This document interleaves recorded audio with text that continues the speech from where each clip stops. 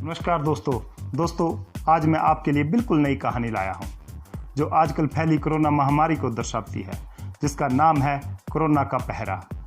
दोस्तों, क्या हुआ जब नैन्सी जैसी विदेशी लड़की कोरोना के पहरे को लांघते हुए पहाड़ों के बीच बसे गांव की सरहद तक रात के समय पहुंच जाती है। पहरे पर बैठे व्यक्ति महकू और हरिया ने अपनी दरियादिली और इंसानियत को निभाते हुए इस लड़की को आश्रय दिया। और फिर क्या होता है, जानिए और सुनिए कहानी कोरोना का पहरा। महकू और हरिया हाथों में मोटे डंडे लिए गांव के प्रवेश द्वार पर पहरा दे रहे थे।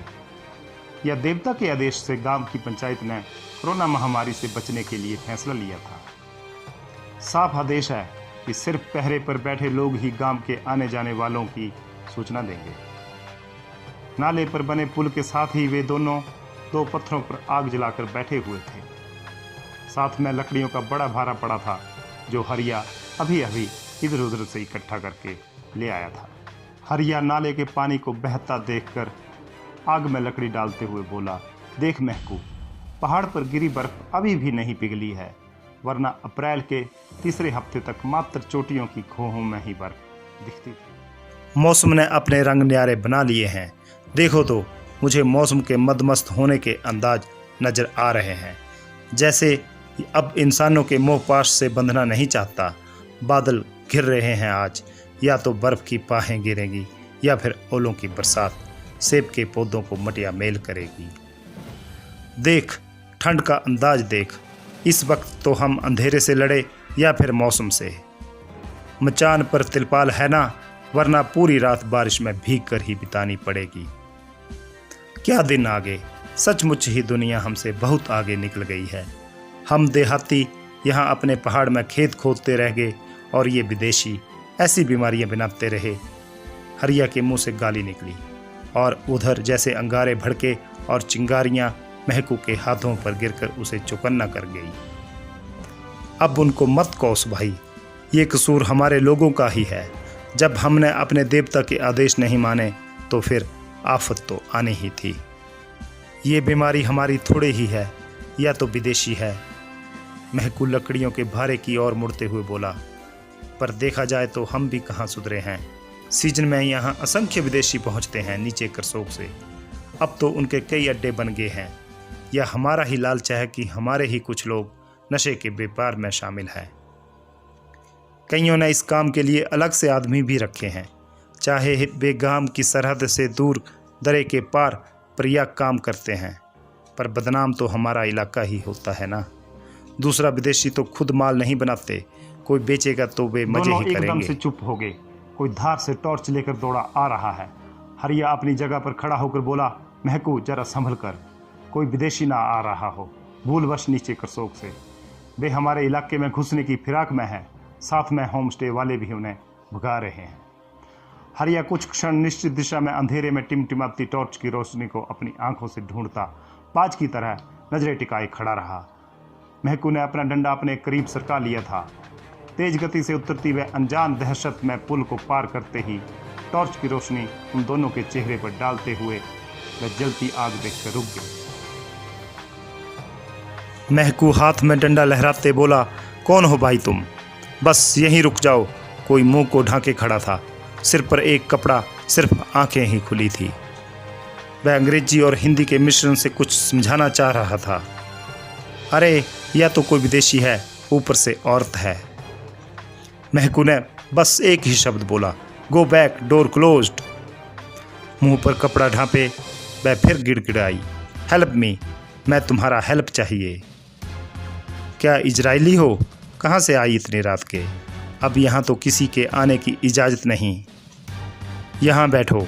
हरिया ने आग के इर्द गिर्द घास के बिछोने की ओर इशारा किया। वह चुपचाप बैठ गई।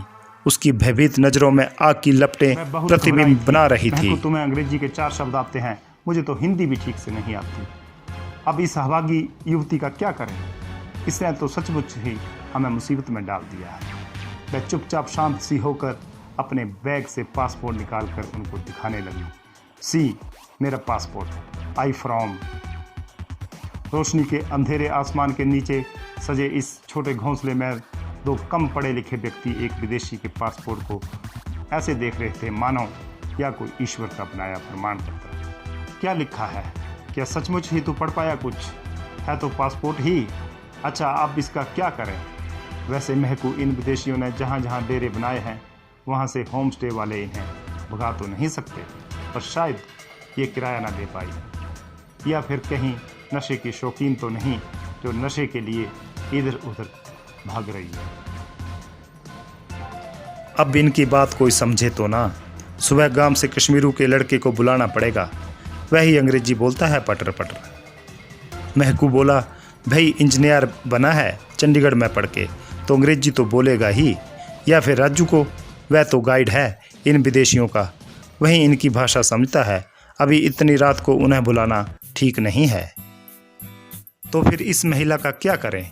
इसे वापस भेजना भी ठीक नहीं, पता नहीं बेचारी किस मुसीबत में है। अच्छा, रोटियां और सब्जी बची है, गर्म करके खिला दे इसे और अपने मचान में सुला देते हैं। पर भाई, फिर हम कहाँ सोएंगे? हमारा क्या, यहीं आग के पास ही आज का बिछौना बनेगा। पर बारिश हुई तो फिर? अब ना होगी बारिश। एक मुसीबत आन पड़ी है तो दूसरी की क्या जरूरत? बादल छंट रहे हैं। महकू ने कड़क मक्की की रोटियां और गोभी की सब्जी को बड़े चाव से खाती मेम को भरी नजरों से देखा तो उनका दिल पसीज गया।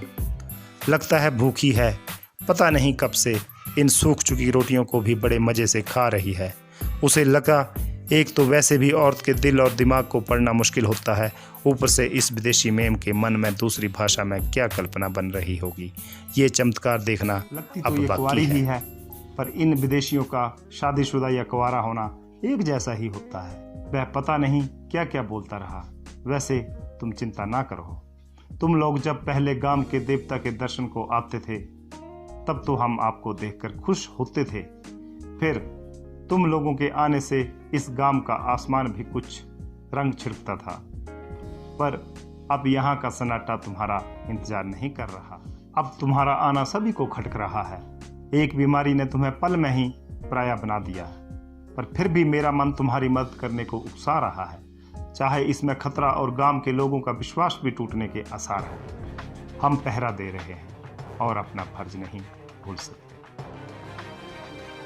तब तक हरिया मचान के ऊपर लगाए तिरपाल की रस्सियों को अच्छी तरह बांधकर और 2 मोटे पट्टू उठाकर ठीक उसके पास आ गया था। वह बोला, क्या बोल रहे हो तुम इससे? इसे तुम्हारी एक भी बात समझ ना आएगी। महकू बोला, समझ आए या ना आए, पर इसकी आंखों में हमारे ऊपर विश्वास भर गया है। हरिया पत्थर पर बैठी इस कोमल शरीर की वनीत गोरी को एक नज़र देखकर पराल के बिछोने को दुरुस्त करके पट्टू ओढ़कर पसर गया। तुम बतियाते रहो इस बहरी से, मैं तब तक झपकी ले लेता हूँ, पर तुम तब तक नहीं सोना जब तक मैं ना उठूँ और इसे मचान पर भेज दो।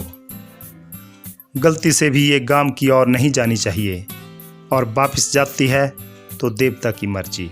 इसे अपने विश्वास से बांधने की जरूरत नहीं।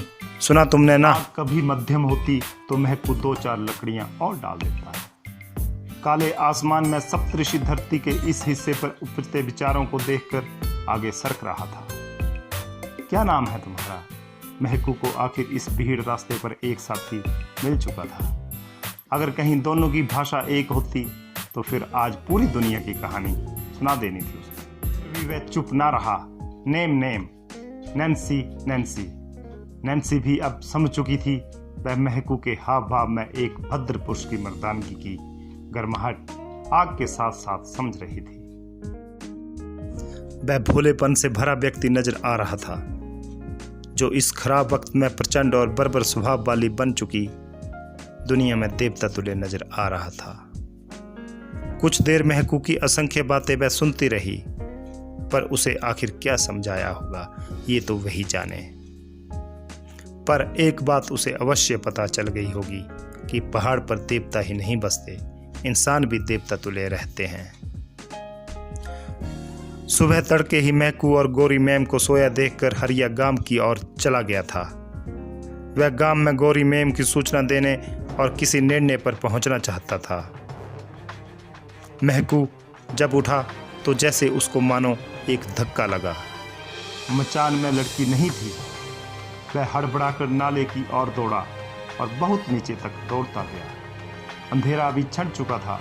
वह मन ही मन बुदबुदाया, ले भई हरिया, तेरी मुसीबत निकल गई। अब तो गांव सुरक्षित है ना। इसके बाद हरिया और महकू को पहरा देने के लिए गांव के लोगों ने कभी न भेजा। मचान को जलाकर वहां नया मचान बना था। महकू और हरिया को कई बार नहलाकर कोरोना के विषाणु से मुक्त कर दिया गया था। नैन्सी आखिर कहाँ गई, या किसी को भी पता नहीं चला था। शायद वो अब किसी और कोरोना के पहरे में फंस गई होगी। धन्यवाद।